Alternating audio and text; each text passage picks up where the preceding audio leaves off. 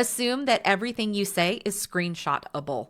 Assume that every brand choice is entirely public. Even if you're like, I'm not really that public, assume that it's public. Assume that reputation matters more than reach. This one is going to be the one that bites so many people in the butt. And I feel like this is where we're seeing the really big shift in our business trends for the next decade, because we were on the opposite end of that pendulum swing for the last decade, which was reach, reach, reach. And now it's like, nah, I need quality over quantity. I need reputation. Your audience is saying that. So Pluto in Aquarius does not tolerate hidden rot, and things that are rotting are really coming out. And the best way to clear out rot is to dig it out and dry it out and reset whatever it is, rebuild the structure, replant that part of the garden, whatever it is that you're doing has to be dug out. We're going to see it play out on the world stage, but in our businesses, we are affected by this too. And so you might think, well, it's teeny tiny micro business, or I'm not very big, or whatever. And that these rules still apply. Even if you have no aspirations for large growth, the people who come to you really are extremely loyal, and increasingly so, to your integrity. That reputation does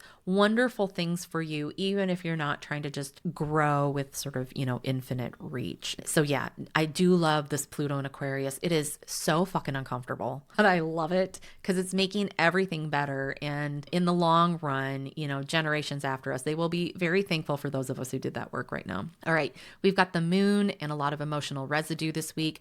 We are in the waxing phase after that new moon that matched the Aquarius solar eclipse. And so emotions are still very raw this week. Raw people miscommunicate. Raw leaders overpromise, and raw brands post before thinking, which is why that nervous system regulation remains your winning tool. With that fire horse activation and the Saturn and Aries activation, if you're able to recognize that sooner in your world, you can deal with it sooner. You can put down better boundaries for the community guidelines in your community, or for what kind of clients you take, or just how you run things, so that you don't burn out as well. The big thing is that Mercury is going into retrograde during this week's reading towards the end of the week on Thursday, February the 26th. And the pre-shadow has been very obvious leading up to this, although there's been so much else going on, y'all, that I was like, I don't even recognize the Mercury retrograde's on its way here.